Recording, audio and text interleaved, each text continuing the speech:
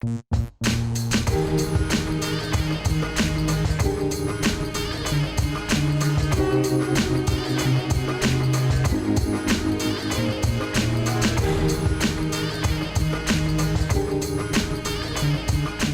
morning, Vietnam. Bienvenidos, bienvenidas a una edición más de Cultura y Compromiso. Después de un agosto de puta pena en el que no paran de crecer los contagios, volvemos con un invitado de auténtica excepción, de auténtico lujo, José Magro, natural de Alcorcón, reside en la actualidad en Washington, D.C., imparte clases en la Universidad de Maryland, pero bueno, todos lo conocemos como el Mesui, miembro fundador del Club de los Poetas Violentos, banda pionera en el hip hop en el Estado español. Quizá no fueron los primeros, pero desde luego y sin duda fueron los primeros en hacerlo serio, en hacerlo real. Si no te suenan los Poetas Violentos, apaga este vídeo porque eres más toyaco que Santa Flor. Bienvenido. Bienvenido, soy. Gracias, tronco, ¿qué tal? Bueno, lo primero que preguntamos a los invitados es, después de toda esta película que ha supuesto la pandemia, esta distopía de ciencia ficción, no sabemos bien qué nivel hubo de confinamiento en Estados Unidos, pero bueno, aquí fue bastante heavy. Cuéntanos un poco cómo viviste los momentos más duros de estar encerrado en casa, pues hay peña que le daba por hacer ejercicio, hay peña que le daba por leer, hay peña que le daba por irse a ver teorías de la conspiración. O sea, ¿cómo viviste lo más duro de esto de estar encerrado en casa con la familia, sabiendo para lo mínimo? Hombre, honestamente, desde aquí no se vivió, bueno, yo no lo viví tan duro porque vivo en una casa con 3 plantas y con un patio gigante, entonces yo no sufrí tanto, ¿sabes? Esa es la cuestión. Si me hubiese pillado en Alcorcón o en Nueva York, hubiese sido una cosa completamente diferente, ¿verdad? Porque los espacios son más reducidos. Aquí, como tengo tanto espacio, lo único que me estaba matando era no poder jugar a waterpolo, porque eso lo necesito para sacar toda la agresividad y no se podía. Es un deporte de contacto, entonces no se puede todavía, de hecho, jugar. Pero por lo demás, pues bueno, lo más chungo de todo fue adaptar el semestre de la universidad a todo formato en línea, ahí de repente, así de un día para otro, eso fue súper heavy. Pero por lo demás, yo no me puedo quejar, o sea, no puedo estar aquí diciendo, oh, qué chungo, porque la verdad es que no, aquí no hay hacinamiento en esta zona, entonces no tuvimos ese problema de estar hacinado con la familia en 25 metros cuadrados, ¿verdad? Que mucha gente tuvo en España, que está acostumbrada, sobre todo en los barrios de clase obrera, a vivir en apartamentos, ¿verdad? Eso aquí me salvé, o sea que no estuvo tan duro. Es extraño, ¿verdad? No poder ir al supermercado, no poder hacer las cosas cotidianas, ¿verdad? Pero aparte de eso, yo no me puedo quejar, no puedo echarme tampoco a llorar como mucha gente, por ejemplo, mis padres o mi hermano que estaban ahí encerrados, pues la situación era diferente, ¿verdad? Aquí estábamos más o menos relativamente bien en ese sentido. Bueno, hablemos de música, hablemos de CPV. Auténtico mito, auténtica referencia. ¿Cómo surge CPV? ¿En qué contexto surge? Porque creo que hay una diferencia abismal de lo que era la escena a principios de los 90 a lo que es ahora de industria, de medios, ¿no? Bueno, pues el contexto no había nada, ¿verdad? Lo único que había habido es una pequeña ola de rap un poco chichote, en sus principios, muy infantiloide. De hecho, la gente te hacía chistes por la calle, oh, tú eres rapero, tú que estás ahí, ¿verdad? Era esa historia, ¿verdad? Entonces, eso es lo que había hasta ese momento, no había nada, no había industria, había sellos discográficos que habían apostado por el rap, pero por un rap que era muy manejable, con un contenido bastante infantil, pero bueno, eran los inicios y la gente hacía lo que podía, lo que sabía en aquella época, aunque Jungle Kings, por ejemplo, en aquella época ya estaba tirando letras bastante políticas y se posicionaban claramente políticamente, y reflejaban la vida de los barrios, pero justamente ellos no fueron el grupo que dio el pelotazo, a pesar de ser los que mejor rimaban y el grupo mejor preparado. Pero bueno, ese era el precontexto, ¿verdad? Lo que pasó con CPV. Con CPV, en la época en la que nos juntamos, ya estamos haciendo muchas fiestas en los barrios, muchas fiestas completamente underground, que se hacían en garitos pequeños, y ahí nos juntábamos a rimar. Pues eran fiestas típicas de hip hop, con un DJ y un micrófono abierto de vez en cuando, no mucho, y había alguna batalla o algún concurso que se hacía, y así es como nos empezamos a conocer entre todos los miembros de CPV. Pero el momento crucial fue justo después de una fiesta en el Bávaro Beach, en Alcorcón, un garito que había en Alcorcón, que vino mucha peña de Madrid, que nosotros no conocíamos, ¿verdad? Para nosotros toda la peña de Madrid eran unos chichis. Era, la peña de Alcorcón y Móstoles y Torrejón, veíamos al resto de... Torrejón no tanto, pero Alcorcón y Móstoles veíamos al resto de Madrid como que estaban en esa época de DNI y todo eso. Y viene una peña de ahí de Madrid que dijimos, hostia, esta peña como rima, ¿no? Que puta madre, ¿no? Y peña bastante ruda y llegaron y ahí tuvimos un micro abierto, la peña estuvo rimando y ahí conocí a J mayúscula, conocí a bastante gente de la Sánchez y a Nafri y a Cami que estaban ahí. Yo ni siquiera llegué a hablar con Nafri ni con Cami en esa fiesta. Con Nafri creo que hablé algo, pero poco. Con Cami ni siquiera hablé. Pero justo en la semana después de esa fiesta yo me iba para Nueva York con 20 años, con un colega, de un día para otro, vamos para Nueva York porque estoy hasta la polla, queríamos comprar discos, no es como ahora, ¿verdad? No había internet, no llegaba música, la única manera de conseguir música era un par de tiendas en Madrid y punto, ¿verdad? Y queríamos ir a la Meca y íbamos con 60.000 pesetas, imagínate, 400 euros, para 2 semanas en Nueva York que no te llega ni para pagar 2 noches de hotel prácticamente, ¿verdad? Y justo en el aeropuerto nos encontramos a Kamikaze. Kamikaze dijo, coño, yo te vi rimando en la fiesta, yo te vi también a ti, oh, qué guapo. Y me dijo, ¿qué hacéis? Y pues nada, que vamos a Nueva York. ¿Y a dónde vais a quedar? Pues no sé, ya no buscaremos la vida por ahí. Coño, ¿estáis locos o qué os pasa? Y a mi colega el Ney y a mí nos invitó a estar en su casa ahí en el sur del Bronx, una vivienda ocupada que tenía enfrente de unos proyectos. Nos quedamos ahí casi como un mes y ahí donde establecimos relación Kamikaze y yo bastante sólida. Él nos dijo, cuando llegues a Madrid, júntate con Nafri, que es un tío de puta madre, no sé qué. Nosotros siempre estábamos muy escépticos con la peña de Madrid, ¿verdad? Estábamos, no sé, la peña del centro, pero era de Carabanchel, ¿verdad? Entonces fuimos para allí, para Laguna, nos juntamos con el Nafri, un tío de puta madre, le di unas cartas que enviaba y unos Philip Blondes y cosas que enviaba que antes, como te digo, no había internet, entonces la comunicación era por carta o por teléfono que costaba una barbaridad desde Nueva York. Y ahí nos conocimos, empezamos a trabajar temas y la idea era, pues eso, juntar a los en sí más potentes de cada barrio de Madrid y hacer una agrupación que era un club de poetas para trabajar nuestros álbumes en solitario. Esa era la idea inicial, ¿verdad? Y ir sacando los trabajos. ¿Qué ocurrió? Que Nafri, pues eso, nos presentó a otra peña de ahí, yo ya conocía a Fran T y un día le entré a Fran, a Jota y a Nafri en la industria, otro garito de rap que había donde se hacían batallas de rap, donde Nafri y yo habíamos competido, él con La Sánchez y yo con Mente, en el que J mayúscula era el juez y nos dio a los dos por ganadores y ahí hablamos, vamos a trabajar algo juntos, nos juntamos y preparamos ahí algo y vamos a sacar un álbum. Pero ¿cómo? El Cami no se lo creía, eso es imposible, tal y como está la escena en España, eso es completamente imposible y al final lo sacamos. Yo, al principio el grupo se llamaba El Tribunal, venía como un tribunal a hacer justicia a todo el rap, ¿verdad? Y luego ya Nafri un día me dijo, coño, he pensado en esta idea, me llamó por teléfono, todavía recuerdo, me dijo, he pensado en esta idea como la película del Club de los Poetas Muertos, pero el Club de los Poetas Violentos. Y dije, es eso, ya está, ahí está. Yo quería comentarte eso, ¿no? Que cuando surge CPV has dicho que era como la idea de crear un club de raperos. Es una especie de Wu-Tang Clan a la española, ¿no? Una especie de supergrupo, una especie, si me lo permites, de New Kids on the Block, de barrio obrero, ¿no? En el que cada uno teníamos, esperando cuando yo era chaval, ¿sabes?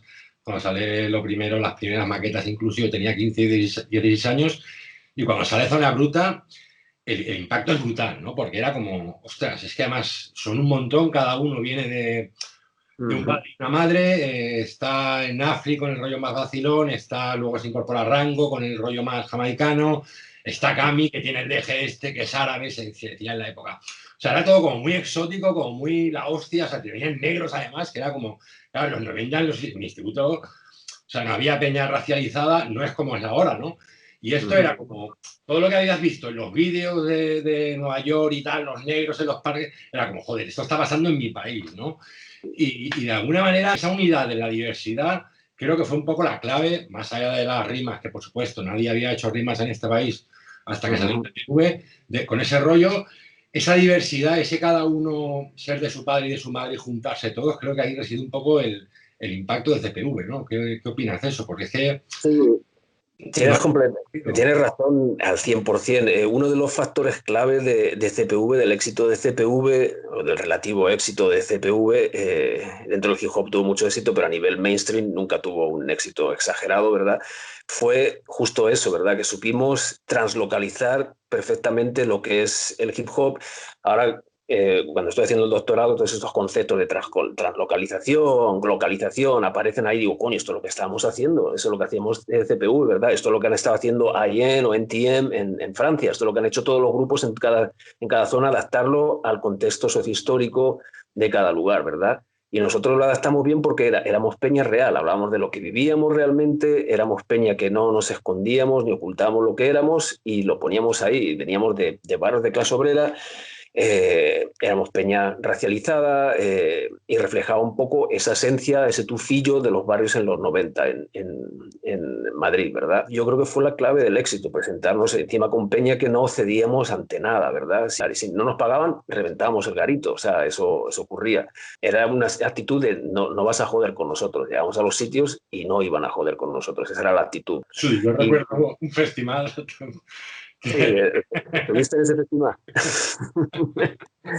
Sí, ese era el rollo, esa era la actitud, ¿verdad? Nos pegamos mucho para que ahora la gente se sienta segura, pero al principio la gente te vacilaba, ¿sabes? Se creía, estos son los raperos, pero claro, nos veían llegar a peña tocha, vestida de negro, con las cabezas afeitadas, peña racializada, entrar al garito y la gente decía, hostia, y surgía el miedo, ¿verdad? Y entonces los festivales tenían miedo de CPV y había reticencia con tratarlos, ¿verdad? Luego, de hecho, un movimiento que hicieron compañías discográficas al principio que eran muy underground y apoyaba mucho la movida, era dar un giro al buen chavalismo, ¿verdad? Al buen quedismo, a buscar a chavalitos que no tuviesen problemas en los escenarios, que rimasen, no querían el mal rollo de los barrios en la movida, ¿verdad? Eso fue una de las cosas que llevó el hip hop al mainstream en España, pero que perdió la esencia de los barrios un poco. Y CPV, eso es una de las cosas que hizo. Has comentado algo súper curioso, una especie de Wu-Tang a lo español, ¿verdad? Y es curioso porque surgimos a la misma vez. Estaba viendo la serie de Wu-Tang en Hulu y surgimos justo a la misma época. Creo que CPV incluso un poquito antes que Wu-Tang. Y estaba viendo la serie y era súper similar todo. Con algunas excepciones, nadie de nosotros vendía crack, pero sí había gente trapichando con otras movidas. En España no había crack, todavía en esa época, ¿verdad? Pero muy parecido todo. O sea, las condiciones en las que trabajábamos, súper lamentables, ¿verdad? Incluso las nuestras eran peores que la serie de Wu-Tang. Teníamos una carnicería alquilada en un mercado semi-abandonado, cuando empezaron a surgir los centros comerciales, ¿verdad?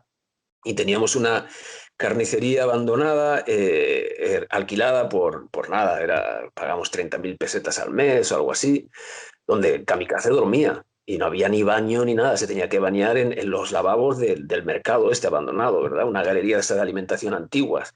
Y ahí es donde producimos todo el Madrid Zona Bruta. De hecho, se quedaba a veces de dormir más de uno porque alguno de nosotros no tenía dónde quedarse donde dormir y se quedaba con Kamikaze. O sea que era una situación bastante precaria, pero de ese tufillo es donde salió.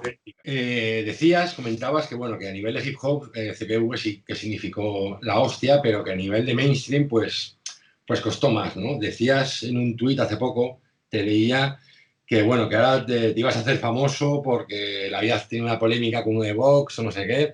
Y yo como veía ahí cierto resentimiento. ¿Y tienes la sensación de que en España la escena, los medios, la prensa no trata bien a los pioneros, a la gente que abrió camino? Eh, mm, yo creo que no tienen por qué tratarnos bien tampoco. Sin embargo, una de las cosas que ocurrió cuando nosotros surgimos y cuando CPV pegó el pelotazo, entre comillas, teníamos un techo de cristal. Ahí teníamos un techo de cristal del que no podíamos pasar. Fue una de las razones por las que yo me vine a Estados Unidos, porque sacamos el Grandes Planes, tuvimos un anuncio en televisión que grabamos previamente Correcto, también. correcto. Eh, Creíamos que íbamos a reventar ya como estaba ocurriendo en otros países como en Francia o en Inglaterra o en otros países que no eran Estados Unidos, pero que tenían una escena de hip hop voluminosa y contundente, ¿verdad? Y teníamos un techo de cristal ahí que nos paraba, ¿verdad? Que era como que no, hasta aquí llegáis, esta es vuestra audiencia, se va a quedar siempre ahí en el underground. Y era bastante frustrante, ¿no? Luego ya con el tiempo, pues lo que te digo, hubo un cambio al buen chavalismo, a coger chavalillos más normalizados, ¿verdad? Que representasen un poco más la juventud normal, entre comillas, y corriente de España, que se pudiesen identificar con estos rapeos que no hablaban tampoco, no tenían mucha carga ni compromiso político, estaban técnicamente bien producidos, habían cogido todo lo de CPV, toda la escuela de CPV, cómo translocalizar las palabras sobre la métrica de las rimas, etcétera, de los beats y toda la historia, pero carecían de ese contenido, ¿verdad? Era como rapeamos de mi carro, o de borracheras, o de ponernos pedo. Carecía el contenido del trasfondo social, porque nosotros, aunque estuviésemos haciendo rimas de vacileo, las referencias siempre tenían un posicionamiento y una carga política evidente, ¿verdad? Muchas veces no hablábamos directamente de temas políticos, pero toda la lírica iba con una carga y una mancha política bien evidente. Esto desaparece y entonces ahí es cuando los grupos realmente empiezan a coger publicidad y exposición en los medios de comunicación, y en cierto sentido se bloquea un poco otras propuestas que son realmente esenciales porque vienen de los barrios, se bloquean porque dan problemas, son problemáticas. Nadie quiere un escenario con 9 o 10 negros que vienen ahí con la capucha puesta y que si les miran mal te pegan un tortazo. No quieren eso, ¿verdad? Pero es que eso es de donde viene el hip hop, de eso es de donde viene el CPV, de ahí se ha armado toda la historia, ¿verdad? Creo que estuviste hace poco aquí en España. ¿Cómo ves la situación? Bueno, has comentado de Santa Flow, lo de raperos de derechas, la mascarilla con la banderita. Bueno, se dice que tenemos el gobierno más progresista de la democracia, algo que tampoco era muy difícil viendo los gobiernos que hemos tenido anteriores. Pero bueno, tenemos 53 diputados de Vox, la tercera fuerza, y a mí lo que me aterra y me sorprende, ¿no?, cómo se ha normalizado con el tiempo. O sea, casi sin dar cuenta es que ha pasado aquí y los tenemos metidos hasta la cocina. ¿Cómo ves la situación? Bueno, eso está ocurriendo no solo en España, está ocurriendo a nivel mundial, está ocurriendo a nivel global, hasta en la India, Australia, en países que ni te lo esperas, ¿verdad? Está ocurriendo. La extrema derecha, este tipo Steve Bannon, tienen una buena organización para fomentar este tipo de ideas a través de bulos y todo este tipo de posicionamientos políticos y cómo penetrar en los barrios obreros para captar votantes, porque la derecha no se puede valer de los votantes de derecha puros y que pueden justificar votar a la derecha, que es la peña de la élite, porque no tienen números. Entonces tienen que entrar en los barrios, tienen que entrar en las comunidades obreras, y este Steve Bannon sabe hacer eso. Los tipos han estudiado media y saben cómo capitalizar en todas estas estrategias para fomentar que la peña de los barrios se sienta atraída por estas ideologías, ¿verdad? Súper triste. Yo la última vez que estuve allá fue en mayo del año pasado y eran las elecciones locales. En Alcorcón había 11.758 votantes de Vox. Para mí solo un votante de Vox en Alcorcón ya es algo indignante. Imagínate los otros 11.757 que había, ¿verdad? O sea, hace poco tuve una historia bastante desagradable con esta peña de Vox, que utilizaron como ariete un fragmento de una entrevista que tuve con B.A. ¿verdad? En donde estaba hablando de lo que ocurría en los 90, cuando alguien estaba paseando por la calle, ¿verdad? En Alcorcón, en un barrio obrero, y veía a un fascista con la banderita de España, ¿verdad? Y entonces la gente reaccionaba, ya sea de manera violenta o no, pero la gente reaccionaba, no veía eso como algo normal. Eso se utilizó, lo pusieron, y no te puedes imaginar el nivel de bajeza humana de esta peña, ¿verdad? Yo tuve que cerrar un poco, por un tiempo las redes sociales porque era un ametrallamiento constante y yo no puedo contestar a todos ni puedo perder el tiempo contestando a estos idiotas, aunque me encantaría poder contestarles y en vivo y en directo, ¿verdad? Pero no es posible, ¿verdad? Es lamentable y es súper triste ver cómo la gente ha perdido toda capacidad crítica para no darse cuenta de que les están utilizando una gente que son parásitos sociales que viven de movimientos políticos y de enchufismo puro y de caciquismo tradicional y están captando votantes y votantes porque es transgresivo ahora mismo el decir soy un racista de mierda y qué. Es algo transgresivo y súper cool, ¿verdad? Y eso ocurre en España, y ocurre en los Estados Unidos, y ocurre en Inglaterra, y ocurre en todos los lados. Y hay que pararlo de alguna manera. Obviamente la situación está complicada y es bien difícil porque cada vez penetran más y la juventud, sobre todo, que es la que más me preocupa, caen en la red de esta gente sin ningún tipo de miramiento. Sí, sí. Además, con lo que comentabas, que se tiran en tromba, es que están súper organizados. Que pones cualquier movida La página esta en la que va a salir la entrevista, el otro día la tumbaron en Twitter, ¿sabes? Se organizan de manera a hacer denuncias tal. Y sí, estoy completamente de acuerdo en lo que dices de que es transgresor ahora. O sea, ahora ser un facha, porque antes los fachas como que tenían vergüenza de ser fachas o lo decían con la boca pequeña y ahora no, ahora estoy orgulloso de ser facha. ¿Por qué? Porque hay una serie de ideas que han penetrado en la sociedad, que han avanzado, como es el derecho a las personas, que se casen las personas del mismo sexo, o los migrantes y tal, y ahora ellos son la resistencia, porque además es uno de sus eslogan, el Steve Bannon y toda esta peña lo venden como, no, yo soy el resistente frente a los progres, frente a la izquierda, ¿no? Y es alucinante cómo hemos llegado a un punto en el que los fachas sean la resistencia, ¿sabes? Y nosotros supuestamente el imperio derivado, sí. No sé, es alucinante. Sí, no, es así, es como han dado la vuelta a la tortilla y lo han hecho bastante bien, ¿verdad? Todas estas ideas existían ya, las ideas del racismo inverso, el victimismo, la fragilidad blanca, todo esto existía, pero claro, se ha multiplicado y lo han sabido capitalizar y ampliarlo. Ahora mismo tú sales de las zonas más liberales de los Estados Unidos, donde yo vivo es un barrio liberal y aquí puedes estar caminando tranquilo sin problema, pero vengo de Florida, que he pasado ahí un par de semanas y vas por la carretera y flipas, ¿sabes? O sea, ves a cada paleto y ves a cada nazi que flipas. O sea, pero lo flipas. Unos anuncios de Trump gigantes por la carretera, de apoya a Trump. Había uno que decía despicable. Sí, se llamaban a sí mismos detestables, ¿sabes? Ponían, sí, somos los detestables. Vota Trump 2020. Ese era el anuncio. Así, claro. Sí, somos los detestables. ¿Qué? Claro. Estoy orgulloso de ser como soy. De ser un pedazo de mierda. Soy un pedazo de mierda y ¿qué? Tengo a tipo que habla por mí en la oficina de la Casa Blanca, ¿verdad? Ese es el tipo de discurso que ha penetrado y está ganando a Peña. Bueno, sacaste el tema este con Franti sobre eso. La derecha no tiene cabida en el rap y sí que es cierto que en los últimos tiempos estamos viendo cosas que claman al cielo, ¿no? Pero es que no solo pasa aquí. A mí me llama mucho la atención la evolución que ha tenido el hip hop en los últimos tiempos, ¿no? Imagínate la época hasta que comentamos de Wu-Tang, de Das FX, de Gunstar, de KRS-One, ¿no? Toda la época esta que saliera en aquella época un producto como Drake o como Lil Pump o toda la peña esta que hay ahora con los dientes de colores y los tatuajes en la cara y tal, que yo es que ya no es solo que no me identifique a nivel lírico o estético, es la misma música, ¿no? O sea, ha habido ahí como antes era bombo caja, sampleo de jazz, sampleo de soul, sampleo de un sonido más negro, ¿no? Y ahora es como electrónica, ¿no? El trap este que a mí me cuesta mogollón identificarme. Igual es una cuestión generacional y soy ya un puto viejo, ¿sabes? Si soy un polla vieja, como dicen ahora, o soy un boomer o lo que sea, pero quiero que me cuentes cómo ves tú, has visto esta...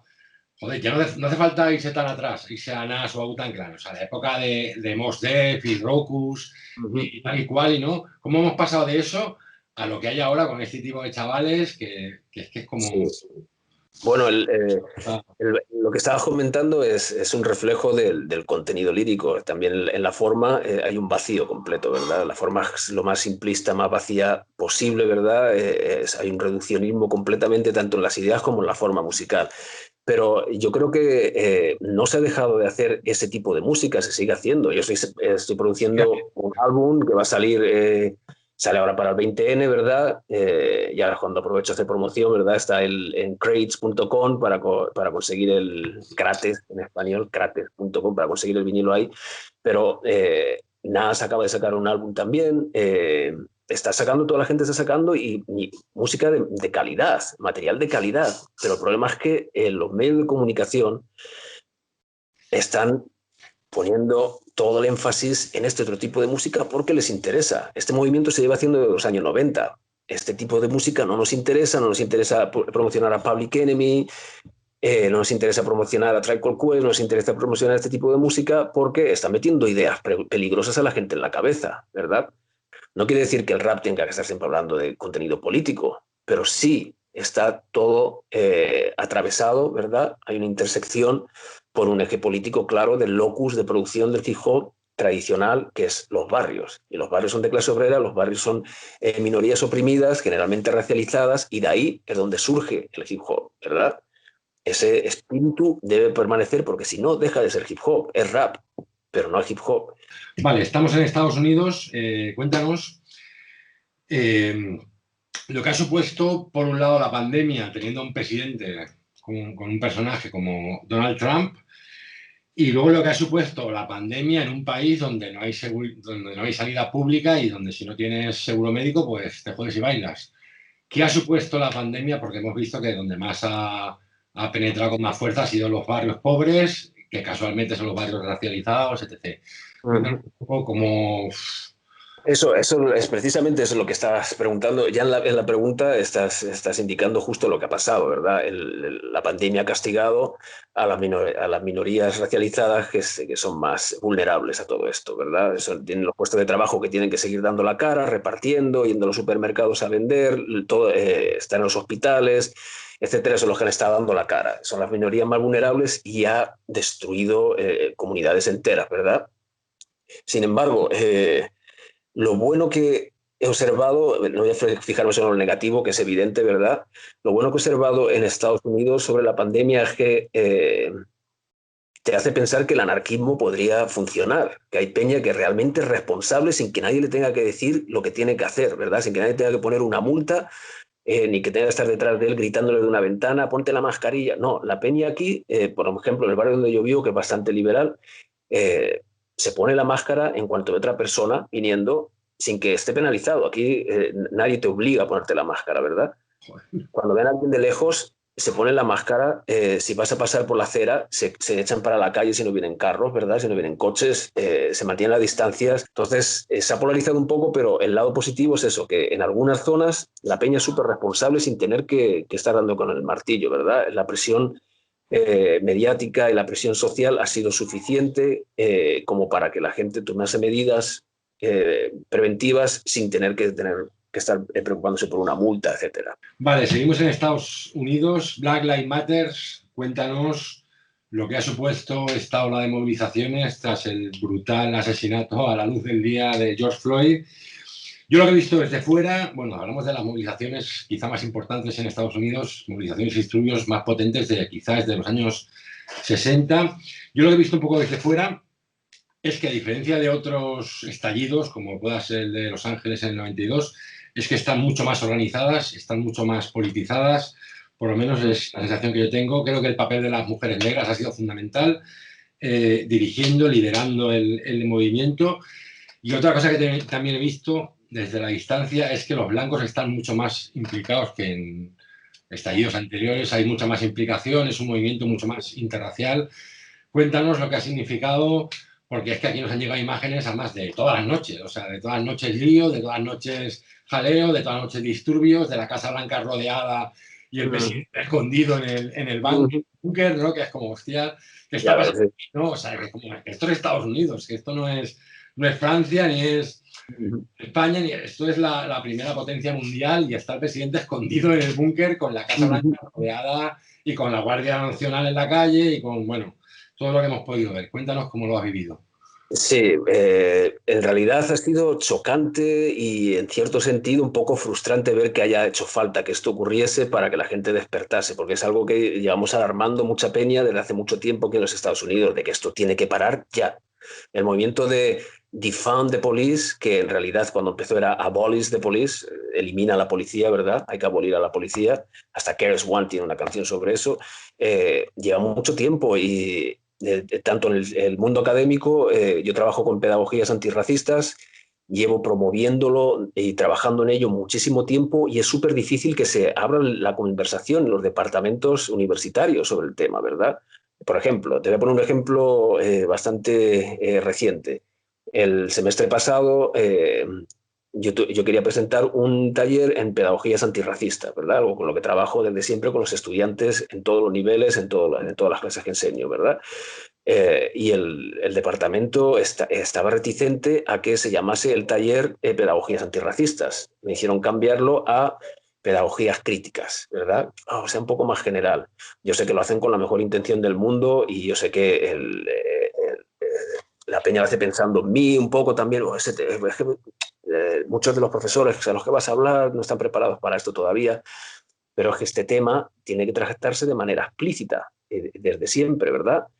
este semestre, pues ¿qué ha ocurrido? Que me han pedido que haga un taller sobre pedagogías antirracistas, ¿verdad? Y el taller se llama así, pedagogías antirracistas. Entonces, en ese sentido, bien, pero yo creo que se está utilizando un poco, se está mainstreamizando la cosa, ¿verdad? Se está haciendo como una cosa, un movimiento un poco mainstream, ¿verdad? Se está capitalizando en él. Y como todas las modas, luego pasan, ¿verdad? Y eso es lo que no puede ocurrir con esto. Esto no es una moda. Tú ahora ves, sales a mi calle y ves en todas las casas, donde yo vivo ahora, yo vivía en un barrio que era 95% negro. Ahora vivo en un barrio que es bastante mezclado, bastante mixto, pero hay bastantes blancos aquí, ¿verdad? Son blancos liberales y todos tienen en su casa Black Lives Matter, el cartelito puesto, ¿verdad? De hecho, se han hecho incluso manifestaciones simbólicas, que la gente salía y mis vecinos de al lado, que son bien buena gente, con un cartelito en la puerta, una hora, la señora estuvo agarrando el cartelito así, una hora sin moverse, Black Lives Matter, y en silencio, en protesta, ¿verdad? Todo ese tipo de... está bonito, son cosas bonitas, pero tenemos que hay que moverse de manera efectiva, cambios reales, que sean cuantificables, ¿verdad? En el sistema educativo se tiene que implementar el currículo antirracista como el centro, no como los márgenes, que es lo que se hace ahora, ¿verdad? Se trata de manera marginal. Temas de raza se tratan de manera marginal. Que hacerlo es tratarlo de manera central. En los trabajos, en las grandes corporaciones y grandes empresas, a las mujeres negras hay que subirles el salario directamente. A los hombres negros también, pero a las mujeres negras sobre todo, que ganan como un 20% menos. Ganan como un 20% menos que un hombre blanco y como un 15% menos o un 10% menos que las mujeres blancas. Eso es inaceptable, eso tiene que cambiar. Entonces tiene que haber cambios efectivos y que sean cuantificables, no simbólicos. Lo simbólico es bonito y es ver cómo la gente ha despertado, la gente se manifiesta, pero esto hay que mantenerlo. No puede ser que estos salvajes todavía sigan pilotando por las calles y controlando la peña, pasando miedo, porque pasan miedo. Yo no soy negro, pero soy persona racializada en los Estados Unidos y he tenido algunos encuentros con la policía que son desagradables y pasan miedo de verdad, porque sabes que te pueden pegar un tiro en cualquier momento y nada pasa, ¿sí? Entonces es un poco aterrador ir con tu carro, volver de trabajar o de entrenar, o incluso con tus niños y que un carro se te ponga detrás y te encienda las luces, te empieza a temblar hasta los dedos de los pies, ¿sabes? Estás como coño. Puede pasar de todo, puede que no pase nada o puede pasar de todo. Te pueden sacar, pegar un tiro y decir que te has resistido y nada pasa, ¿verdad? Esto tiene que dejar de ocurrir, es inaceptable y tiene que dejar de ocurrir. Entonces, hay que tomar medidas efectivas. Los blancos, que son el poder en los Estados Unidos, tienen que darse cuenta de lo que están haciendo y acabar con esta institucionalización del racismo, que está a todos los niveles, en todas las estructuras y atraviesa toda la sociedad en este país, ¿verdad? Es completamente asqueroso y hay que combatirlo de cualquier manera. Claro, claro. Decías que, claro, lo peligroso que puede ser, pues yo lo he visto, pues anuncios de Nike o todas las grandes corporaciones se quieren sumar ahora al Black Lives Matter y es como que todo el mundo, ¿no? Claro, eso está bien porque por un lado significa que el movimiento es fuerte, que está penetrando en la sociedad y tal, pero claro, es lo que pasa siempre, ¿no? Eso vamos, ha pasado con el capitalismo, cualquier movimiento siempre lo quiere cooptar, lo ha intentado con el feminismo, lo ha intentado con la izquierda, lo ha intentado con los obreros, lo ha intentado con el rock and roll, cuando empieza el rock and roll, con el punk en Inglaterra. O sea, siempre es el mecanismo, es absorberlo y luego escupírtelo edulcorado, naturalizado, que es lo que ha pasado con el rap, ¿no? Podríamos decir, con el rap, con productos como Drake o con el punk, con productos como 187, grupos de estos de punk pop, ¿no? Y esto, claro, está muy bien porque por un lado simboliza la fuerza que tiene el movimiento, pero por otro, claro, se corre el riesgo y hay que estar muy atentos a que no nos hagan la de siempre, no nos hagan la 13-14 de siempre, que va a ser cooptarlo, somos Nike y estamos con el movimiento tal, y luego, pues, Seguir con la agenda. el movimiento, le quitamos toda la fuerza, le quitamos toda la cuestión de clase, ¿no? Porque, claro, muchas veces cuando el racismo, el feminismo, lo que hace siempre el sistema es eludir la cuestión de clase, ¿no? Mira, hay un negro que triunfa, hay un negro que le va estupendamente, sé como él, esfuérzate, ¿no?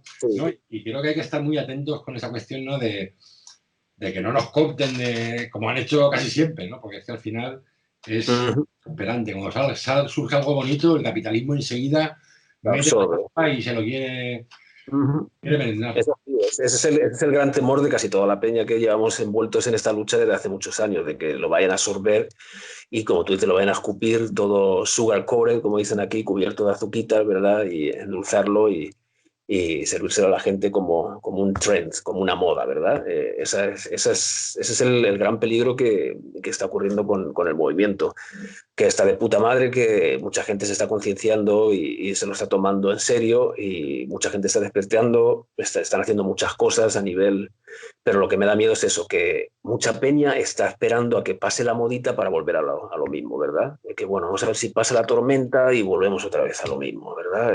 Esa es la cuestión. Vale, pues para terminar, si quieres, cuéntanos qué proyectos tienes a corto, medio, largo plazo para este fantástico 2020. He leído algo del 20 de noviembre, por ahí, fecha emblemática. Cuéntanos un poco. Sí, tengo un par de proyectos en los que estoy trabajando. Uno de ellos es el álbum, ¿verdad? El álbum que es Partituras para partir fascistas, capítulo 1, Patriota, eres idiota. Ese es el álbum. Este va a salir en crates.com, ¿verdad? Está hecho con un fundraiser y va a salir solo en formato vinilo. Viene vinilo con una descarga, ¿sí? Ahora mismo hay cerca de las 100 reservas, hay que llegar a las 200 en menos de 16 días o algo así, o sea que la gente se tiene que dar vidilla. Pero ese es el proyecto, ya está grabado, está preparado y viene duro. A ese álbum va a salir un capítulo 2, ¿verdad? Que está también prácticamente acabado, que saldrá el año siguiente. Y luego el otro trabajo, el que estoy trabajando, es un poco más académico, pero es un libro que está bajo contrato con una compañía bastante potente que se llama Multilingual Matters. Este es un libro sobre lingüística, pero se llama Lengua y antirracismo en la clase de lengua, que trata sobre pedagogías antirracistas y cómo articular contenidos que tienen que ver con la naturaleza sociopolítica de la lengua para aumentar la conciencia crítica en las clases de lengua y así la motivación, etcétera, etcétera. Y ahora dos preguntas para terminar a título absolutamente personal. La primera, ¿por qué no salió Metafísica Urbana en Madrid Zona Bruta? El tema de la maqueta, ¿por qué no salió? Y la, Sí, y la segunda, ¿para cuándo una reedición en vinilo de todos los discos de CPV, especialmente Madrid Zona Bruta? Porque la última vez que lo vi en disco valía 150 pavos. Bueno, el tema de metafísica urbana, ¿por qué no salió? Bueno, la verdad es que en esa época estábamos produciendo muchísimo, hubo muchos temas que no entraron, metafísica urbana es uno de ellos, había Muerte Cerebral, era otro que me gustaba mucho que tampoco estaba, y Baila al ritmo del gobierno Hostia, era otro también. baila, baila. Hostia. Sí, baila, baila. Baila, Sí, maldito, baila. Sí, señor. esa era otra. Pero claro, piensa que éramos, cuando nos juntamos para rimar, éramos 5, ¿verdad? Y teníamos que meter canciones de todos y queríamos trabajar en canciones nuevas. Claro. Entonces, tuvimos que aparcar mucho. Yo produjo bastante, escribo mucho y grabo mucho. Desde entonces siempre soy muy activo escribiendo y produciendo. Muchas cosas no las saco. Ahí tengo un mogollón de temas que están ahí escritos y grabados y sin sacar, pero porque elijo entre unos cuantos. Metafísica Urbana, sin embargo, era uno de mis temas prefes porque me gustaba mucho, sobre todo la base, la música me encantaba. Y ese no pudimos incluirlo. Probablemente hasta se perdiera la música, vete a saber, en una de las mudanzas se perdiera con la música. Podría haber pasado cualquier cosa. Con Muerte Cerebral lo mismo, y también había otro problema, que es que yo al escribir tanto les quitaba espacio al resto de los MCs. No podía tener 4 o 5 canciones individuales en el álbum cuando todos tenemos 2, ¿verdad? Entonces ese era también un problema. La idea era eso, grabar el disco juntos y después sacar nuestros álbumes en solitario, que es lo que ocurrió, ¿verdad? Bueno, no todos sacamos álbum en solitario, pero yo saqué el álbum en solitario, el tesis doctoral, y ahí no pude incluir ya las canciones porque estaban viejitas, estaban ya bastante viejas, ¿verdad? Las escuchas y decía, están viejas, pero si hubiese molado haberlas sacado en aquella época. Y sobre la reedición de los vinilos, eso ya es súper complicado porque yo no sé ni quién es el dueño del máster. Como nosotros, nuestra ambición de sacar el disco nos la sudaba todo en aquella época, ¿verdad? Firmamos un contrato de mierda. Todos los contratos que firmamos eran unos contratos basura, que de hecho aquí en Estados Unidos sería ilegal, porque tú tienes que firmar un contrato con un consejo de un abogado, no puedes firmar un contrato tú solo, ¿verdad? Y se nos medio engañó, pero vamos, era eso, era o esto o nada. Esa era la situación. Entonces con el Madrid una bruta creo que dimos los derechos del máster para toda para toda ¿cómo lo ponían en el contrato? Universalmente e infinitamente los derechos son dueños de la discográfica o algo así, ¿verdad? Entonces, no sé, eso salió con Yogano, el Zona Bruta, Madrid Zona Bruta salió con Yogano, y no sé lo que haría Sergio con el máster. Se lo vendió a Boa, yo creo, a lo mejor creo que lo tiene Boa. Lo tiene Boa, porque yo a Boa les he presionado en ese sentido mucho, y creo que algo se está barajando. Pero hemos dado la tabarra bien, hemos dado la tabarra en Boa para que... Pueden sacar el disco y hacerlo en vinilo y nosotros no veríamos ni un pavo, porque el máster es suyo. Lo único que tendría que pagar son royalties, que ya ves, a lo mejor cuánto tendríamos de royalty firmado, 10%, 20%, entre 6, pues a poco iba a tocar, ¿verdad? Y los otros masters, los otros vinilos, los tiene Zona Bruta, que creo que se los vendió a Warner, que también la historia de Zona Bruta es un poco triste, porque Zona Bruta la montamos CPV, ¿verdad? La originamos nosotros junto con la manager en aquel momento, y en un momento se las apañó para quedarse con el sello. Hizo la triquiñuela ahí, la 14-7, y se quedó con el sello, ¿verdad? Se votó, ¿sabes? Yo estaba completamente en contra, pero por circunstancias del momento hubo peña que votó que sí, que se lo quedase. Nosotros nos dedicamos a hacer música y es el que se encargue del sello. Y entonces se quedó con los masters y los vendió a Warner, creo. Entonces creo que Warner es la compañía que tiene esos masters. Entonces Warner, que son un desastre, es un maldito desastre, porque tengo uno de los discos, el de español, lo saqué con ellos y no tienen ni siquiera las canciones, cuando las publican en YouTube, ni siquiera tienen las canciones macheadas con el título. Es decir, pone la canción La Niña de Rajoy y es La Máquina de Cazar Fantasmas. O sea, no tiene ni siquiera macheadas las canciones. Son un desastre. Lo mismo con De Cacería, por ejemplo, que el vídeo no está en internet. Lo tiene alguien pirateado subido. Yo lo he tratado de subir unas cuantas veces y no me dejan. Está en YouTube. Me dijo la licencia y les digo, pues publicarlo vosotros, coño, que va. Lo tiene publicado un pibe por ahí que a lo mejor es el sobrino de uno de Warner y tiene como 1 millón de visitas, que no sé ni quién es el chaval, lo tiene publicado por ahí, es el que lo tiene en internet, pero hay gente que lo sube, lo quitan, así constantemente. O sea que eso va a estar chungo. A lo mejor un día cojo yo los vinilos, te lo digo así, los agarro yo los vinilos, los llevo a crates y los pongo ahí y los fabrico y que vengan a demandarme, porque mucha peña los está pidiendo, no eres el único que anda pidiendo los vinilos antiguos. Bueno, pues muchísimas gracias por la entrevista, ha sido un auténtico honor, de verdad que referentes absolutos.